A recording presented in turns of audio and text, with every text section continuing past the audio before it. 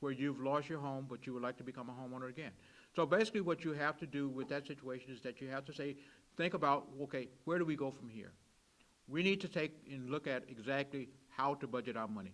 One of the main things that why people have so many problems is that they don't know how to budget their money.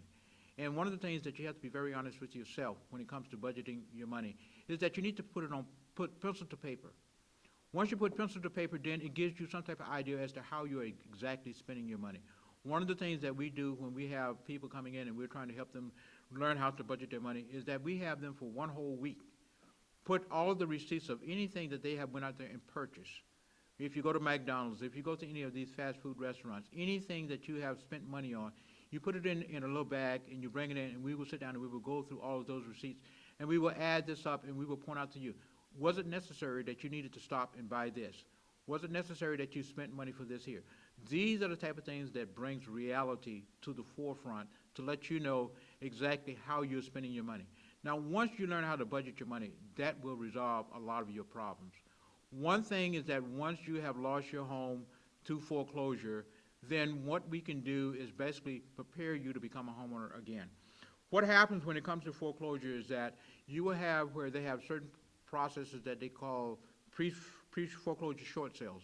Basically, you will find a lot of homes at this present time where people basically have been trying to sell their homes for a certain amount of money, and it's very hard to get rid of that home. And the lending institution has to agree for you to short sell your home, and they would have to agree to the amount that you're trying to sell it for. The other thing that I suggest and recommend to people that knows that they're not going to be able to keep the home is to consider doing a process that's called a deed in lieu. A deed in lieu is basically where you go in and you sign a piece of paper, or you go in there and you get an agreement with the lending institution stating that you're going to, what you would like to turn the home back into them, where there's not going to be any commitment or obligation on your behalf, and it's not going to be any commitment or obligation on their behalf. But you cannot afford to keep that home, so you would like to be able to give it back to them. They sign off on it. Basically, you give them the keys, you walk away, and there's no responsibilities that you're going to be held. At the same time, that will definitely, it would appear on your credit report as to you giving this home back for the deed in lieu is concerned. But it's a lot better than, say, basically they taking your home through foreclosure. Foreclosure is the last process that you will go through if for any other reason that the short sale, the deed in lieu is not going to work. So with this here, when you go through the foreclosure aspect, the foreclosure will stay on your credit report for at least 7 years. But at the same time, I say to people, that is not going to stop you from going forth and trying to, say, become a homeowner again. What I suggest to you is that if you lose your home due to foreclosure, then you need to, say, start working on learning how to budget your money. You need to find out exactly how to go in and, say, repair your credit. What I say to you again is that don't go in and pay someone to do this for you. You can do it yourself, or you can come to an organization like my organization at the Homeownership Resource Center, and we will be willing to help you repair your credit. And it's a very simple matter to repair your credit. A lot of people says, well, you know, that can be a very costly endeavor, but it's not. It's not at all. But it's just knowing how to go through and do the process, and it's something that we are willing to help you with. So me, myself, I would like to say, again, welcome all of you to continue to watch the programs that we'll be doing on a weekly basis or bi-monthly or whenever that we can possibly get the opportunity to do some recording. But when it comes to your home, don't walk away. Before you get up and walk away from your home, find out exactly what you can and cannot do. We have been very successful with helping people. We've had individuals that basically has not made a mortgage payment in 2 years, and they're still able to keep their homes.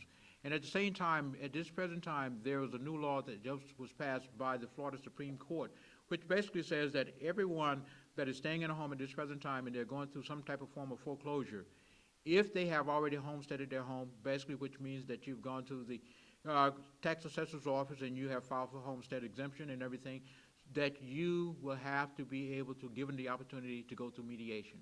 Mediation basically means that you will go in and you will have a third party that will sit and they will negotiate, or they will sit and listen to you and your lending institution negotiate what's going to be best for you to try and keep your home.